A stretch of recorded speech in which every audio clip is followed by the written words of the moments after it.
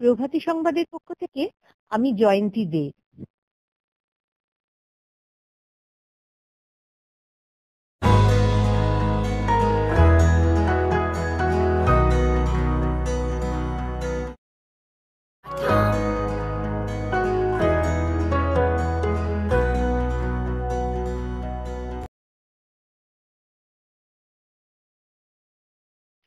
গরিবের জীবন নিয়ে যারা খেলছেন তারা শাস্তি পাবেনই, বললেন প্রধানমন্ত্রী নরেন্দ্র মোদী। ঠাকুরনগরে মতুয়া সংঘের সভায় বড় মা বীণাপাণি দেবীর সঙ্গে দেখা করার পরে ভাষণ দেন প্রধানমন্ত্রী। আর সেখানে বক্তব্যের শুরুতেই বাংলায় কয়েক লাইন কথা বলেন তিনি। আমার প্রিয় ভাই ও বোনেরা, মোদী বলেন এই ঠাকুরনগরের মাটি পবিত্র মাটি, এই মাটি ঠাকুর গুরুচাঁদের মাটি, এই বনগার মাটি বিভূতিভূষণের মাটি, এই মাটিকে আমার প্রণাম। এদিন প্রধানমন্ত্রী বাংলার মনীষীদেরও সম্মান জানান। স্বামী বিবেকানন্দ, রামকৃষ্ণ পরমহংস, চৈতন্য মহাপ্রভু, ঋষি অরবিন্দ, কবিগুরু রবীন্দ্রনাথ ঠাকুর, নেতাজি সুভাষচন্দ্র বসু, কাজী নজরুল ইসলাম ও শ্যামাপ্রসাদের জন্ম নেওয়া এই বাংলাকে তার প্রণাম জানান প্রধানমন্ত্রী। মতুয়াদের প্রশংসা করে মোদী বলেন এই সমাজ সামাজিক আন্দোলন করে উঠে এসেছে, সাম্যের সেই ভাবনাই সারা দেশে সঞ্চারিত হয়েছে। মঞ্চ থেকে বড় মাকেও ধন্যবাদ জানিয়েছেন মোদী। সব মিলিয়ে বাংলার মাটিতে দাঁড়িয়ে বাংলায় ভাষণ থেকে বাঙালিদের শ্রদ্ধা, বাংলার মন জয়ের চেষ্টা প্রধানমন্ত্রী মোদী। এদিকে গতকাল বাজেট পেশের পর মোদী সরকারকে কটাক্ষ করে মমতা বলেছিলেন ওরা আমাদের টুকলি করেছে।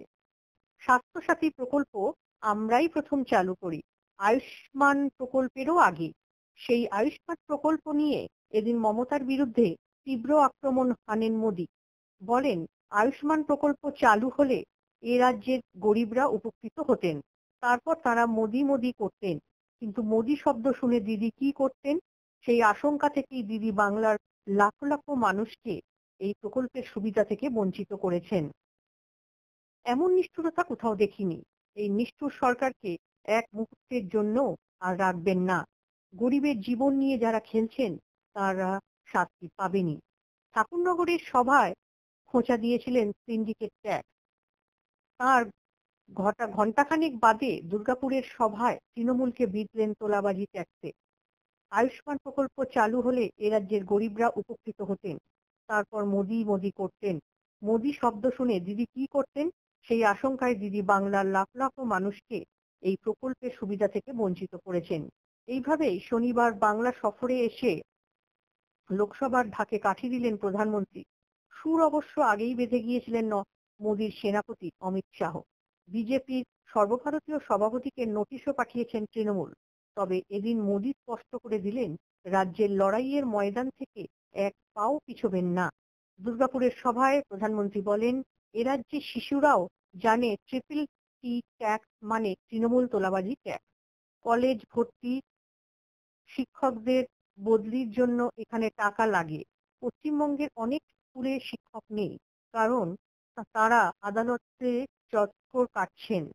প্রধানমন্ত্রী আরো বলেন এতদিন জগাই মাদাই সিন্ডিকেট সংস্কৃতিকে চ্যালেঞ্জ করার কেউ ছিল না, এবার বিজেপি এসে গিয়েছে। পশ্চিমবঙ্গে মহান ঐতিহ্য ও সংস্কৃতি, রাজ্যে বিজেপিকে মমতা ভয় পাচ্ছেন বলেও দাবি করেন প্রধানমন্ত্রী। তার কথায় বিজেপির সভাপতি আসাতেই মাটি সরে গিয়েছিল, হেলিকপ্টার থেকে নামতে দিচ্ছেন না, যাত্রায় বাধা দিলেন।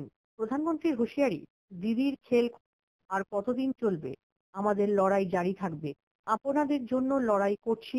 পশ্চিমবঙ্গে জগাই মাধাই ও সিন্ডিকেট রাজ থেকে মুক্তি দিতে বাংলার মানুষের পাশে আছি, আপনাদের ভরসাই আমাকে দিনরাত কাজ করতে উদ্বুদ্ধ করছে। 19শে জানুয়ারি ব্রিগেডে বিরোধীদের সভার প্রসঙ্গ এসেছে মোদীর ভাষণে। প্রধানমন্ত্রীর মন্তব্য কলকাতার ছবি দেখেছেন, সবার চোখে মুখে ভয়। 4 বছর আগে এক অপরের মুখদর্শন করতেন না, একে অপরকে জেলে পাঠানোর হুঁশিয়ারি দিতেন, তারাই এখন জড়িয়ে ধরছেন। চিটফান্ড প্রতিরক্ষা ক্ষেত্রে যারা দুর্নীতি করতেন চৌকিদারকে তারাই পছন্দ করেন না। দুর্নীতি করে কেউ পার পাবে না বলেও মনে করিয়ে দেন মোদী। বলেন, দেশের সবচেয়ে বিখ্যাত পরিবারও বিশ্বাসঘাতকতা করে পার পাবে না। ইউপি জমানায় যারা প্রতিরক্ষার লেনদেনে দালালি করে বিদেশে পালিয়ে গিয়েছিল তাদেরও ভারতে এনে হিসাব চাইছি। সবার কুকীর্তি প্রকাশ্যে আসবে। ক্যামেরায় দেবাশিসের সঙ্গে আমি জয়ন্তী দে।